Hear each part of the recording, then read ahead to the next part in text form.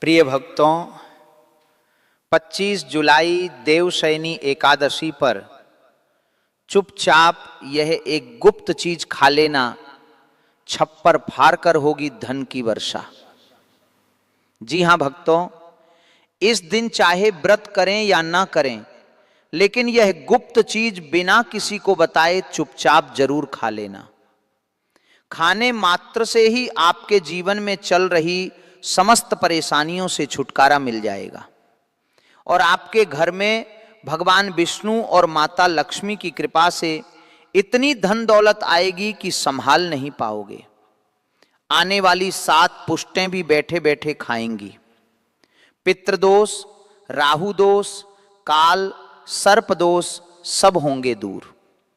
भक्तों, 25 जुलाई को पड़ने वाली देवशयनी एकादशी बहुत ही विशेष और फलदायी एकादशी मानी जाती है, क्योंकि इस दिन व्रत और पूजा करने के साथ साथ यह गुप्त चीज खाने मात्र से पुराने पाप नष्ट हो जाते हैं और मानसिक शांति प्राप्त होती है। भक्तों, देवशयनी एकादशी के महत्व की बात करें तो देवशयनी एकादशी का व्रत बहुत ही खास माना जाता है। अगर कोई श्रद्धा भाव से इसे करता है तो उसकी सभी इच्छाएं पूरी होती हैं। खासकर जिनकी संतान प्राप्ति, वैवाहिक सुख और धन संपत्ति की इच्छाएं हैं, उनके लिए यह व्रत बहुत लाभकारी है। इस दिन व्रत और पूजा करने से व्यक्ति के सभी पापों का नाश होता है और उसे मोक्ष की प्राप्ति होती है। ठीक उसी तरह देवशयनी एकादशी का व्रत रखने के साथ साथ यह चीज खाने से जीवन में सुख, शांति और समृद्धि आती है और आपकी समस्त मनोकामना पूर्ण होती है। वैसे तो यह व्रत निर्जला रखा जाता है, लेकिन अगर आप देवशयनी एकादशी की रात एक विशेष चीज खा लेते हैं तो आपके घर में धन संपदा इतनी बढ़ जाएगी कि वह कभी समाप्त नहीं होगी। यह उपाय बहुत ही सरल और चमत्कारी है, जिसे अपने जीवन में जरूर लागू करना चाहिए। इसीलिए भक्तों, आने वाली 25 जुलाई देवशयनी एकादशी के दिन जिन लोगों के घर में खाई या बनाई जाती है, यह 3 चीजें उसके घर में पूरे साल होती हैं। धन दौलत की वर्षा।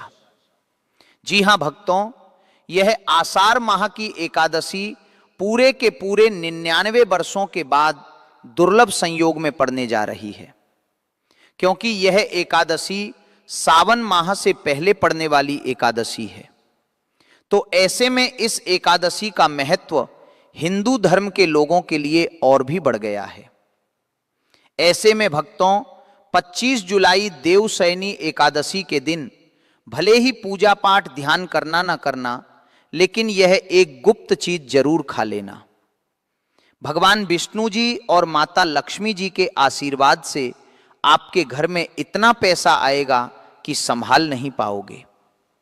इसी के साथ भक्तों, हम आपको इस वीडियो में यह भी बताएंगे कि चाहे कुछ भी हो जाए, लेकिन 25 जुलाई देवशयनी एकादशी पर ऐसा खाना घर में भूल कर भी मत बनाना, और ना ही उसे खाना पूरा घर परिवार पर संकट आ सकता है।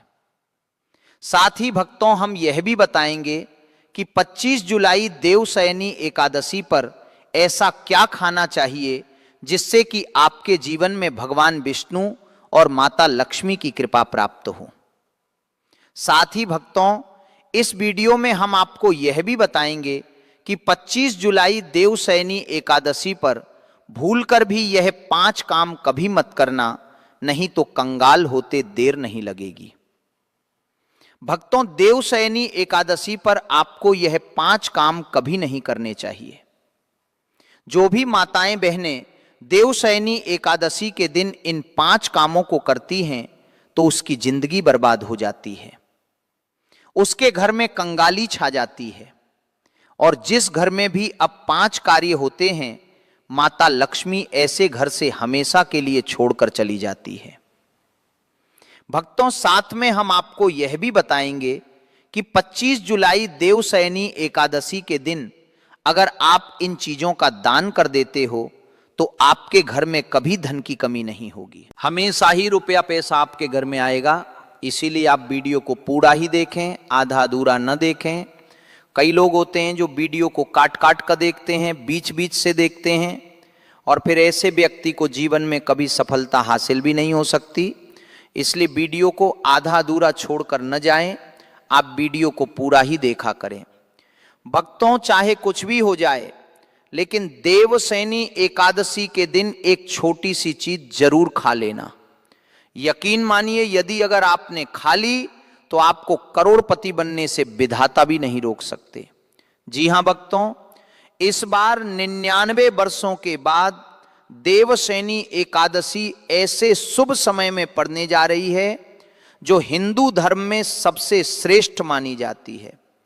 इस दिन किया गया कोई भी उपाय कभी भी निष्फल नहीं जाता, बेकार नहीं जाता, हमेशा लाभ ही लाभ प्रदान करवाता है। चलिए भक्तों, अब हम आपको देवशयनी एकादशी की थोड़ी सी जानकारी दे देते हैं। भक्तों, इस बार 2026 में देवशयनी एकादशी को लेकर लोगों के मन में बहुत कंफ्यूजन है कि यह व्रत 24 जुलाई को रखा जाएगा या 25 जुलाई को, पूजा कैसे करनी है, शुभ मुहूर्त क्या रहेगा, इस दिन क्या खाना है और क्या नहीं खाना है। इस वीडियो में हम आपके सभी सवालों के जवाब देंगे, बस आपको इस वीडियो को पूरा देखना होगा। कई लोग यह भी पूछ रहे हैं कि क्या गुरुजी देवशयनी एकादशी के दिन चावल खा सकते हैं या नहीं, क्या पहली बार यह व्रत किया जा सकता है। इन सभी सवालों का उत्तर हम इस वीडियो में देंगे और साथ ही बताएंगे कि वह कौन सी चीज है जो इस दिन आपको जरूर खानी चाहिए। अगर आपने यह चीज खा ली तो धनवान बनने से विधाता भी आपको नहीं रोक सकते। साथ ही भक्तों, देवशयनी एकादशी के दिन तुलसी के पौधे में बांध देना यह एक गुप्त चीज। अगर आप देवशयनी एकादशी के दिन तुलसी में यह एक चीज बांध देते हो तो माता लक्ष्मी जी की कृपा से आपके जीवन में धन आने के सभी रास्ते खुलते चले जाएंगे। भक्तों, इसीलिए वीडियो को पूरा ही देखें, आधा अधूरा न देखें। चलिए भक्तों, अब हम आपको सबसे पहले देवशयनी एकादशी के बारे में थोड़ी सी जानकारी दे देते हैं। आषाढ़ माह की शुक्ल पक्ष की एकादशी को देवशयनी एकादशी कहा जाता है। भारत में इसे अलग अलग जगहों पर अलग अलग नाम से जाना जाता है। साथ ही भक्तों, देवशयनी एकादशी का व्रत करने से हजारों अश्वमेध यज्ञों के समान पुण्य फल मिलता है। जिनकी कुंडली में कोई दोष हो या जिनके जीवन में हमेशा समस्याएं आती रहती हो, उनके लिए ये व्रत बहुत फायदेमंद है। ये कर्म दोष, पितृ दोष और अन्य मानसिक कष्टों को शांत करने में मदद करता है।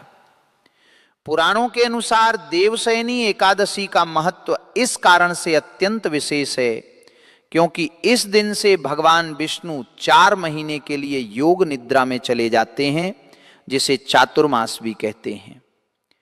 इस अवधि में सभी शुभ कार्य जैसे विवाह, गृह प्रवेश आदि वर्जित माने जाते हैं। इस एकादशी का व्रत करने से जीवन में सौभाग्य, समृद्धि और ईश्वर की कृपा प्राप्त होती है। धार्मिक मान्यताओं के अनुसार देवशयनी एकादशी का व्रत आपकी आत्मा पर बोझ नहीं बल्कि समस्त पापों का शमन करने वाला होता है। भक्तों, चलिए सबसे पहले हम आपको बता देते हैं कि देवशयनी एकादशी की सही डेट टाइम क्या है। फिर हम आपको बारी बारी से सभी जानकारी बताते हुए चलेंगे और ये भी बताएंगे कि वो कौन सी चीज है जो हमें देवशयनी एकादशी के दिन जरूर ही खा लेनी चाहिए। और भक्तों, साथ में हम आपको बताएंगे कि इस दिन एक चीज भूलकर भी नहीं खानी चाहिए। अगर आप ये चीज भूलकर भी खा लेते हो तो आपके घर में परेशानियां खड़ी हो सकती हैं। तो ऐसा अनर्थ काम भूलकर भी मत करना और अनर्थ होने से पहले वीडियो को आप पूरा जरूर देख लेना। बहुत ही खास और ज्ञानवर्धक वीडियो है। तो चलिए भक्तों, जानते हैं देवशयनी एकादशी की सही डेट टाइम के बारे में। लेकिन भक्तों, उससे पहले आपसे हाथ जोड़कर एक रिक्वेस्ट करते हैं कि अगर आप इस चैनल पर नए हैं तो चैनल को सब्सक्राइब करके वीडियो को एक लाइक जरूर करें। भक्तों, चलिए जान लेते हैं कि 2026 में देवशयनी एकादशी की सही डेट टाइम क्या है। आषाढ़ माह के शुक्ल पक्ष की एकादशी तिथि पर देवशयनी एकादशी मनाई जाती है। इस साल आषाढ़ माह के शुक्ल पक्ष की एकादशी 24 जुलाई को सुबह 9:13 से शुरू होगी और इसकी समाप्ति अगले दिन 25 जुलाई को दोपहर 11:34 तक पर होगी। अब भक्तों, हमारे सनातन धर्म में किसी भी तिथि का निर्धारण उदया तिथि के अनुसार ही किया जाता है। इसीलिए इस बार देवशयनी एकादशी का व्रत 25 जुलाई दिन शनिवार को ही किया जाएगा। अब भक्तों, पारण की बात करें तो एकादशी व्रत में पारण का विशेष महत्व होता है। इसीलिए एकादशी व्रत का पारण शुभ मुहूर्त में ही करना चाहिए। एकादशी व्रत का पारण द्वादशी तिथि पर किया जाता है। ऐसे में देवशयनी एकादशी व्रत पारण आप 26 जुलाई को सुबह 5:38 से सुबह 8:22 के बीच व्रत कर सकते हैं। व्रत का पारण करने के बाद अन्न और धन का दान जरूर करना चाहिए। चलिए भक्तों, अब हम देवशयनी एकादशी की सरल पूजा विधि और शुभ मुहूर्त के बारे में जान लेते हैं। इस दिन को सही तरीके से और श्रद्धा के साथ मनाने के लिए सबसे पहले आपको सूर्योदय से पहले ब्रह्म मुहूर्त में उठना है। फिर स्नान करके पूजा स्थान पर जाएं और भगवान सूर्य को 1 लोटा जल अर्पित करें। इसके बाद व्रत का संकल्प लें। संकल्प लेने के लिए अपने सीधे हाथ में जल और फूल रखें। फिर 3 बार ओम श्री विष्णु का जाप करें और अपना नाम, गोत्र स्थान, मकान नंबर या फ्लैट नंबर और क्षेत्र का नाम बताएं। इसके बाद अपनी इच्छाएं भगवान के चरणों में समर्पित करें। भगवान को प्रणाम करके जल अर्पित कर दें। अब पूजा की प्रक्रिया के बारे में जानते हैं। सबसे पहले एक अखंड फल जैसे सेब, नारियल या जो भी फल उपलब्ध हो बिना कांटे हुए ले और उसे गंगा जल से शुद्ध करें। फिर भगवान श्री विष्णु की तस्वीर या मूर्ति रखें। अगर आपके पास मौली, पान, सुपारी, लौंग, इलायची या पान का पत्ता हो तो उन्हें भी सजा कर रखें। अब भगवान को बुलाने की प्रक्रिया, जिसे प्राण प्रतिष्ठा कहते हैं, इसके लिए भगवान की तस्वीर को स्थापित करके उस स्थान का शुद्धिकरण करें। गंगाजल मिश्रित जल से उस स्थान पर छींटे डालें और एक फूल रखें। फिर भगवान को आचमन कराएं, तिलक लगाएं, अक्षत चढ़ाएं, फूलों की माला पहनाएं और एक पुष्प अर्पित करें, धूप दिखाएं और घी का दीपक जलाएं। ध्यान रखें कि दीपक को उठाना नहीं, दीपक को जहां रखा है वहां चावल या फूलों का आसन बना लें और फिर दीपक रखें। अब भगवान को नैवेद्य के रूप में जो भी मिठाई आपके पास हो वह अर्पित करें। अगर मिठाई नहीं है तो मिश्री के दाने चढ़ा सकते हैं, लेकिन एक बिना कटा हुआ फल भगवान को जरूर अर्पित करें। फिर भगवान के सामने हाथ जोड़कर 108 बार ओम नमो भगवते वासुदेवाय मंत्र का जाप करें। अपनी मनोकामना की पूर्ति के लिए एक पान का बीड़ा तैयार करें। उसमें 2 लौंग, 2 इलायची और 1 सुपारी रखें। इस बीड़े को भगवान को अर्पित करें और 11 बार ओम नमो भगवते वासुदेवाय का जाप करें। फिर अपनी इच्छा भगवान के समक्ष व्यक्त करें। यदि आप धन की प्राप्ति के लिए पूजा कर रहे हैं तो भगवान से धन का आशीर्वाद प्राप्त करें। अब देवशयन एकादशी की कथा सुने या उसका पाठ करें और फिर भगवान की आरती करें। अंत में फल का भोग अर्पित करें और प्रसाद को सभी में वितरित करें। इस दिन अन्न का सेवन न करें, यह व्रत का सबसे बड़ा नियम है। अगर आप इस चैनल पर नए हैं तो चैनल को सब्सक्राइब करें और वीडियो को लाइक करें। चलिए भक्तों, अब हम जान लेते हैं कि देवशयनी एकादशी के दिन क्या न करें। देखिए भक्तों, पहली बात, देवशयनी एकादशी, इसके दिन व्यक्ति को किसी भी प्रकार के विवाद, झगड़े या दुष्टता से बचना चाहिए। इस दिन किसी से वाद विवाद करना या मानसिक अशांति लाना व्रत का उल्लंघन हो सकता है। व्यक्ति को इस दिन शांत और संयमित रहना चाहिए और किसी से भी द्वेष या कड़वाहट से बचना चाहिए। साथ ही इस दिन झूठ बोलने से भी बचें, क्योंकि यह व्रत के उद्देश्य के खिलाफ होता है। दूसरी बात, एकादशी के दिन चावल का सेवन नहीं करना चाहिए, क्योंकि धार्मिक मान्यताओं के अनुसार चावल की उत्पत्ति भगवान विष्णु के रोम से मानी जाती है। साथ ही इस दिन बैंगन का सेवन भी वर्जित होता है। तीसरी बात, चावल का सेवन इस दिन नहीं करना चाहिए। एकादशी के दिन चावल का सेवन वर्जित माना जाता है। इसके अलावा इस दिन बाल और नाखून काटने से भी बचना चाहिए। यह व्रत के प्रभाव को कमजोर कर सकता है। चौथी बात, इस दिन जमीन पर सोना चाहिए। यह व्रत के दौरान आत्मनियंत्रण और संयम का प्रतीक होता है।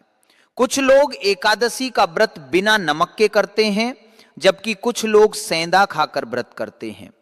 पांचवी बात, इस दिन का मुख्य उद्देश्य भगवान विष्णु की पूजा और ध्यान होता है। इसलिए इस दिन को लौकिक कार्यों से मुक्त होकर पूरी तरह से भक्ति में लीन रहकर बिताना चाहिए।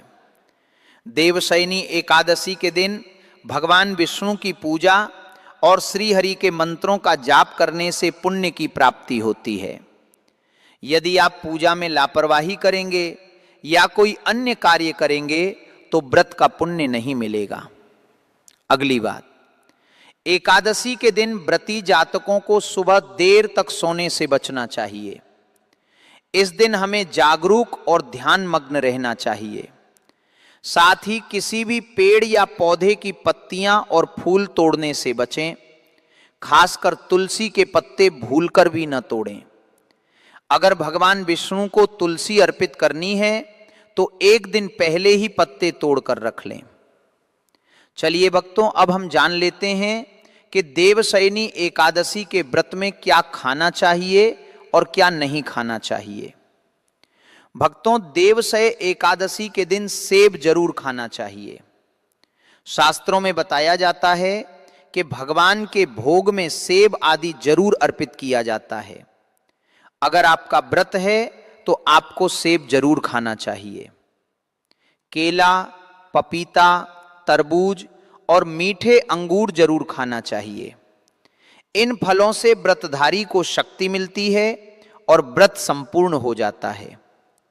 शास्त्रों में बताया जाता है कि देवशयनी एकादशी के दिनों में सीताफल जरूर खाना चाहिए। सीताफल खाने से 10 ऐसी बीमारियां हैं जो खत्म होने जाती हैं। माना जाता है देवशयनी एकादशी के दिनों में सीताफल का घर में प्रवेश होना बड़ा ही शुभ माना गया है। सीताफल खाने से एकादशी का व्रत सफल हो जाता है, क्योंकि इसमें माता सीता का आशीर्वाद मिला हुआ होता है। माना जाता है भगवान राम के वनवास के दौरान माता सीता ने यही फल खाया था। देवशयनी एकादशी के दौरान इसे जो भी खाता है उसे दुखों का सामना नहीं करना पड़ता। सीताफल आपको जरूर खाना चाहिए। माता सीता प्रसन्न होती हैं और आशीर्वाद देती हैं। लेकिन याद रहे, देवशयनी एकादशी व्रत में बैंगन की सब्जी मत खाना, पाप लगेगा। भक्तों, देवशयनी एकादशी में व्रतधारी को डब्बा बंद लस्सी, डब्बा बंद जूस नहीं पीना चाहिए। उसमें कई केमिकल मिले होते हैं जिसके कारण आपका व्रत टूट सकता है। जब भी आप फलों का जूस पिएं तो याद रखें उसमें नमक न डालें, नहीं तो व्रत टूट जाएगा। साथ ही साथ जूस में बर्फ भी नहीं डालना चाहिए। फलों का सादा जूस पीने से व्रत सफल होता है। तो चलिए भक्तों, अब हम आपको बताएंगे कि देवशयनी एकादशी के दिन किन चीजों का सेवन नहीं करना चाहिए ताकि आपका व्रत पवित्र और पूर्ण रूप से फलित हो। भक्तों, पहली चीज, खट्टे पदार्थ। देवशयनी एकादशी के दिन खट्टे खाद्य पदार्थों का सेवन भी करना वर्जित माना जाता है, जैसे कि आम, इमली, दही, खट्टे फल आदि। ये खट्टे पदार्थ तामसिक गुणों को बढ़ाते हैं, जिससे मानसिक स्थिति पर नकारात्मक प्रभाव पड़ सकता है। धार्मिक दृष्टि से भी खट्टे पदार्थों से शरीर में नकारात्मक ऊर्जा का संचय होता है, जो व्रत के उद्देश्य के खिलाफ है। इसलिए इस तरह खट्टे पदार्थों से बचना चाहिए। दूसरा है मांसाहारी भोजन। देवशयनी एकादशी के दिन मांसाहारी भोजन का सेवन पूरी तरह से निषेध है। मांसाहार भोजन न केवल शारीरिक दृष्टि से हानिकारक होता है, बल्कि ये आध्यात्मिक रूप से भी हमारे पापों को बढ़ाता है। मांसाहारी भोजन से तामसिक गुण बढ़ते हैं, जो हमारी मानसिक शांति और संतुलन को प्रभावित करते हैं। भगवान विष्णु की पूजा और व्रत में सिर्फ सात्विक भोजन की अनुमति होती है, जो शुद्धता और भक्ति का प्रतीक है। इसलिए इस दिन मांसाहार, अंडे, मुर्गा, मछली या किसी भी प्रकार के मांस का सेवन न करें, इस बात का विशेष ध्यान रखें। भक्तों, तीसरी चीज, शक्कर और मिठाई का सेवन। देवशयन एकादशी के दिन अत्यधिक शक्कर या मिठाई का सेवन भी नहीं करना चाहिए। शक्कर का अधिक सेवन शरीर में राजस और तामसिक गुणों को बढ़ाता है, जो व्रत के उद्देश्य के खिलाफ होता है। मिठाई और शक्कर का सेवन मानसिक स्थिति को प्रभावित कर सकता है और वृत्ति को संतुलित रखने में मुश्किलें पैदा कर सकता है। हालांकि इस दिन हल्के मीठे फल जैसे केला, सेब, नारियल आदि खाए जा सकते हैं, लेकिन अधिक शक्कर या मिठाई का सेवन करने से बचना चाहिए। इन सभी चीजों से परहेज करते हुए इस एकादशी का पालन करें। भक्तों, चौथी चीज, प्याज और लहसुन का सेवन। देवशयनी एकादशी के दिन प्याज और लहसुन का सेवन भी नहीं करना चाहिए। ये दोनों पदार्थ तामसिक गुणों से भरपूर होते हैं और व्यक्ति के मानसिक संतुलन को प्रभावित कर सकते हैं। शास्त्रों में इनको मांसाहारी भोजन के साथ जोड़कर देखा गया है और इन्हें वृत्ति के लिए वर्जित माना गया है। बीज और लहसुन का सेवन करने से आहार में असंतुलन आता है और भक्ति में विघ्न उत्पन्न हो सकता है। इस दिन इन दोनों का सेवन न करना ही उचित होता है। भक्तों, पांचवी चीज, नशे से संबंधित पदार्थ। देवशयन एकादशी के दिन शराब, तंबाकू, गुटखा, मादक पदार्थ आदि का सेवन पूरी तरह से निषेध है। ये पदार्थ शारीरिक और मानसिक स्वास्थ्य के लिए हानिकारक होते हैं और व्रत के पवित्र उद्देश्य को विभंग कर सकते हैं। नशे के पदार्थों से शरीर और मन में अशुद्धता आती है, जिससे व्रत का असर समाप्त हो सकता है। इसलिए इस दिन किसी भी प्रकार के नशे से बचना चाहिए, ताकि आपकी भक्ति शुद्ध और निष्कलंक रहे। तो भक्तों, इन सभी चीजों से परहेज करते हुए इस एकादशी का पालन करें। आगे की जानकारी देने से पहले अगर आप हमारे चैनल पर नए हैं तो चैनल को सब्सक्राइब करके वीडियो को एक लाइक जरूर करें। भक्तों, देवशयनी एकादशी का दिन बहुत ही खास होता है। इस दिन अगर आप तुलसी मैया से जुड़ा एक विशेष उपाय कर लें तो आपके जीवन में सुख, शांति और समृद्धि का आगमन निश्चित हो जाता है। आज हम आपको इसी खास उपाय के बारे में बताने जा रहे हैं। शास्त्रों में साफ कहा गया है कि जिस घर में तुलसी का पौधा होता है उस घर में मां लक्ष्मी का वास होता है। वहां हमेशा सुख और समृद्धि बनी रहती है। लेकिन तुलसी माता से जुड़ी कुछ बातें और नियम हैं जिन्हें जानना और अपनाना बेहद जरूरी है। भक्तों, अगर आप अपने परिवार की खुशहाली, समृद्धि और सौभाग्य चाहते हैं तो इस देवशयनी एकादशी पर तुलसी मैया को चुन रही है जरूर चढ़ाएं। ऐसा करने से भगवान विष्णु और माता लक्ष्मी दोनों की विशेष कृपा आपके जीवन में बरसती है। लेकिन अक्सर लोग अनजाने में कुछ ऐसी गलतियां कर बैठते हैं जिनका नतीजा उन्हें भुगतना पड़ता है। मेरे प्यारे भक्तों, नमः शिवाय श्री महालक्ष्मी नमः। नमो भगवते वासुदेवाय। जय मां सरस्वती, जय श्री कृष्ण राधे धे। 25 जुलाई 2026 शनिवार, आषाढ़ माह के शुक्ल पक्ष की एकादशी, देवसैनी एकादशी, साल की सबसे पवित्र, सबसे बड़ी और सबसे फलदायी एकादशी। वह दिन जब श्री हरि विष्णु योग निद्रा में प्रविष्ट होते हैं और चातुर्मास का शुभारंभ होता है। और ऐसे ही अत्यंत पुण्य दिन पर यदि कोई एक छोटा सा, सरल सा, लेकिन गहराई से किया गया उपाय कर लिया जाए तो जीवन में रुकावटें धीरे धीरे खुलने लगती हैं, घर में दरिद्रता का दबाव कम होने लगता है, मन की उलझन शांत होने लगती है, काम में फंसी हुई राहें खुलने लगती हैं और सबसे बड़ी बात, भीतर एक ऐसा विश्वास जागता है कि अब कुछ शुभ घटने वाला है। आज की यह कथा उसी एक चमत्कारी वस्तु पर आधारित है जिसे बहुत लोग रोज देखते हैं पर उसका वास्तविक महत्व नहीं समझते। वह है दूर्वा। सरल भाषा में जिसे दूब घास कहा जाता है। साधारण आंखों को यह जमीन पर फैली हुई एक कोमल हरियाली लग सकती है, लेकिन शास्त्रों की दृष्टि से यह कोई साधारण घास नहीं है। ये पवित्रता का प्रतीक है, शुभता का प्रतीक है, शांति का प्रतीक है, समृद्धि का प्रतीक है और सबसे बढ़कर ये भगवान गणेश की अत्यंत प्रिय वस्तु मानी गई है। जब भी भगवान गणपति की पूजा होती है, दूर्वा का स्मरण स्वतः हो जाता है। बिना दूर्वा के गणेश पूजन अधूरा सा लगता है।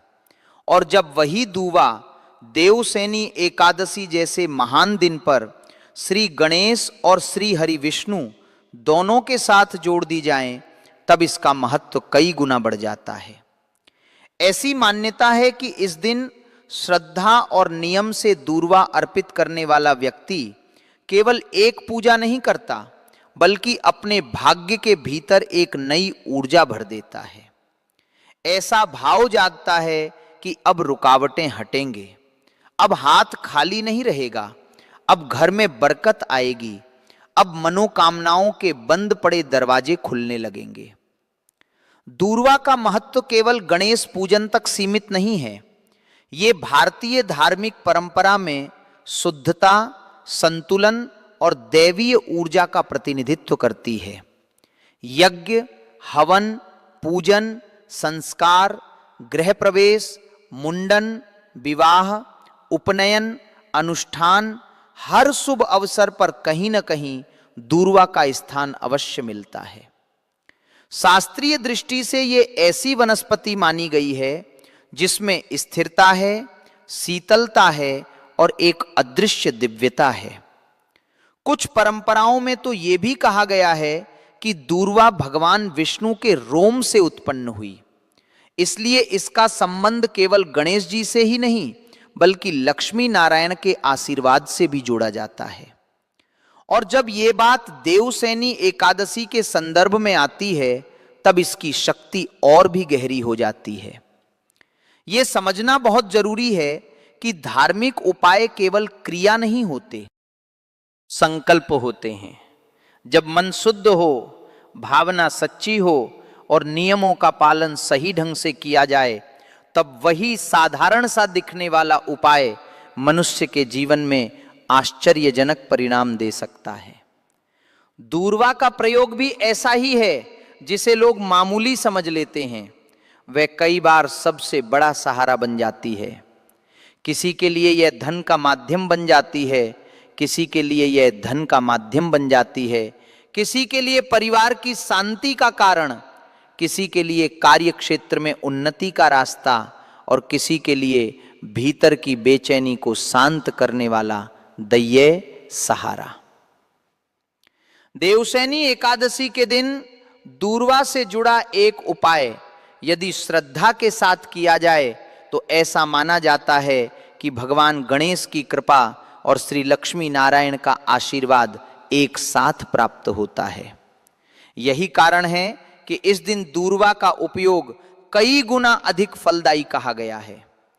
एकादशी स्वयं उपवास, संयम, शुद्धता और साधना की तिथि है और जब उसी दिन दूर्वा का स्पर्श पूजा में किया जाए तब उसका प्रभाव केवल पूजा तक नहीं रहता बल्कि जीवन की दिशा में भी झलकने लगता है। अब बात करते हैं उन उपायों की जिन्हें देवशैनी एकादशी के शुभ अवसर पर किया जा सकता है। यदि किसी व्यक्ति के जीवन में बार बार धन आता है लेकिन टिकता नहीं तो ऐसे व्यक्ति के लिए यह दिन बहुत महत्वपूर्ण माना गया है। कई बार घर में पैसा आता है लेकिन किसी न किसी रूप में निकल जाता है। कभी अचानक खर्च, कभी उधार, कभी बीमारी, कभी घर के छोटे बड़े काम और कभी अनावश्यक व्यय। ऐसे में मन परेशान रहता है कि इतना कमा कर भी हाथ खाली क्यों है। ऐसी स्थिति में श्रद्धा से भगवान गणेश को दूर्वा अर्पित करने की परंपरा बहुत प्रभावशाली मानी गई है। एक सरल उपाय यह माना गया है कि देवशैनी एकादशी के दिन गणेश जी को 11 दूर्वा या 21 दूर्वा अर्पित की जाएं। ध्यान रहे कि दूर्वा जोड़ी में हो और स्वच्छ हो, उनमें पत्ते ताजे हों, तोड़ते समय नाखून का प्रयोग न हो। जहां तक संभव हो दूर्वा को सम्मान पूर्वक शांत मन से तोड़ा जाए। ऐसा करने के बाद गणेश जी के सामने बैठकर मन ही मन यह संकल्प लिया जाए कि जीवन की आर्थिक बाधाएं दूर हों, घर में लक्ष्मी का स्थायी वास हो और जो परिश्रम किया जा रहा है उसका शुभ फल भी प्राप्त हो। ऐसा भाव रखा जाए कि आज मैं केवल एक पूजन नहीं कर रहा बल्कि अपनी आर्थिक स्थिति को शुद्ध और स्थिर करने का संकल्प ले रहा हूं। यदि किसी की कोई विशेष मनोकामना हो, चाहे वह स्वास्थ्य से जुड़ी हो, परिवार से जुड़ी हो, संतान से जुड़ी हो, नौकरी से जुड़ी हो, व्यापार से जुड़ी हो या जीवन में किसी बड़े निर्णय से जुड़ी हो, तो दूआ को दूध के साथ जोड़कर भी एक विशेष परंपरा निभाई जाती है। दूर्वा का हल्का सा लेप बनाकर या उसे शुद्ध भाव से अर्पित करके गणेश जी के समक्ष गणपति नमः का जप करना अत्यंत शुभ माना गया है। यह भाव केवल एक मंत्र नहीं बल्कि विघ्नारता के समक्ष समर्पण का स्वरूप है। जब मन इस प्रकार झुकता है तब भीतर की जिद और तनाव कम होते हैं और जहां तनाव कम होता है वहां निर्णय अच्छे होने लगते हैं। जहां निर्णय अच्छे होने लगते हैं वहां रास्ते खुलने लगते हैं। यही कारण है कि ऐसे उपायों का प्रभाव केवल आध्यात्मिक नहीं व्यावहारिक जीवन में भी दिखाई देने लगता है। देवशैनी एकादशी पर दूर्वा का एक और सरल प्रयोग घर की नकारात्मकता को कम करने के लिए माना जाता है। यदि घर के भीतर अक्सर कलह रहती हो, वाणी कठोर होती हो, रिश्तों में मिठास कम हो गई हो या पतिप भाई भाई, सास बहू या परिवार के अन्य सदस्यों के बीच बिना कारण तनाव चलता रहता हो, तो ऐसी स्थिति में गाय को दूर्वा खिलाना अत्यंत शुभ माना गया है। गाय भारतीय संस्कृति में केवल एक पशु नहीं बल्कि करुणा, धैर्य, संतोष और पवित्रता की प्रतीक है। जब गाय को हरी दूर्वा खिलाई जाती है तो मन में सेवा का भाव आता है और सेवा का भाव घर के वातावरण को बदलता है। ऐसा माना जाता है कि इससे गृह क्लेश की तीव्रता कम होती है, परिवार में स्नेह बढ़ता है और अनावश्यक टकराव की ऊर्जा धीरे धीरे शांत होने लगती है। कुछ लोग आर्थिक तंगी से परेशान रहते हैं। व्यापारी हो तो व्यवसाय में मंदी, नौकरी पेशा हो तो वेतन का रुकना, समय पर धन मिलना, उधार फंस जाना या बचत का बिल्कुल न हो पाना। ऐसी स्थिति में भी दूर्वा का प्रयोग विशेष रूप से बताया गया है। 11 या 21 दूवा लेकर गणेश मंदिर में अर्पित करना और साथ ही एक छोटा सा संकल्प लेना कि मैं व्यर्थ खर्चों को नियंत्रित करूंगा, अपने कर्म में स्थिरता लाऊंगा और भगवान से बुद्धि, विवेक और बरकत की प्रार्थना करूंगा, ये बहुत प्रभावशाली माना गया है। क्योंकि धन केवल आ जाने से जीवन नहीं बदलता, धन को संभालने की बुद्धि हो, निर्णय लेने की क्षमता हो और खर्च तथा बचत का संतुलन हो, तभी समृद्धि स्थायी बनती है। यही बात गणेश जी से जुड़ी हुई मानी जाती है। गणेश बुद्धि के देवता हैं। जहां बुद्धि स्पष्ट होती है वहां धन भी टिकता है और जहां बुद्धि विक्षिप्त होती है वहां आया हुआ पैसा भी चला जाता है। इसीलिए कई परंपराओं में कहा गया है कि दूर्वा केवल धन खींचने वाली वस्तु नहीं, बल्कि धन को टिकाने वाली दिव्य घास है। यह विचार बहुत सुंदर है। घर में यदि किसी को यह लगे कि उसके पास कमाई तो है पर बचत नहीं है, तो वह देवसयनी एकादशी के दिन गणेश जी को दूवा, हल्दी, एक सिक्का, कुछ इलायची और लौंग को लाल वस्त्र में बांधकर एक पोटली के रूप में अर्पित कर सकता है। इसे शुद्ध भाव से पूजन स्थान पर रात भर रखकर अगले दिन अपने पैसों के स्थान, तिजोरी, व्यापार स्थल या पर्स के पास रखा जाता है। इस प्रकार का प्रयोग प्रतीकात्मक रूप से यह संदेश देता है कि घर की आय अब अनियमित नहीं रहेगी और खर्च पर नियंत्रण की शक्ति भी बढ़ेगी। इसे किसी जादू की तरह नहीं, बल्कि श्रद्धा, संकल्प और शुद्ध भाव के साथ किया जाना चाहिए। जब मन विश्वास करता है तब कर्म में भी एक नई दृढ़ता आती है। कुछ लोग ये भी मानते हैं कि देवशनि एकादशी जैसे पावन दिन दूर्वा को माथे पर हल्के लेप के रूप में लगाया जाए तो मन को शांति मिलती है। ऐसी मान्यता है कि दूर्वा की शीतल प्रकृति क्रोध को कम करती है, बेचैनी को शांत करती है और निर्णय में स्थिरता लाती है। मन अगर बहुत अधिक अशांत हो, भीतर बार घबराहट हो, नींद ठीक ना आती हो या बार एक ही बात मन को परेशान करती रहती हो, तो शुद्ध भाव से दूर्वा के दर्शन, स्पर्श और पूजन का अभ्यास मन को दिशा दे सकता है। कई बार औषधि केवल शरीर को नहीं, मन को भी लगती है। और दूआ ऐसी ही एक पवित्र वनस्पति है जिसके साथ श्रद्धा जुड़ जाए तो उसका प्रभाव और भी बढ़ जाता है।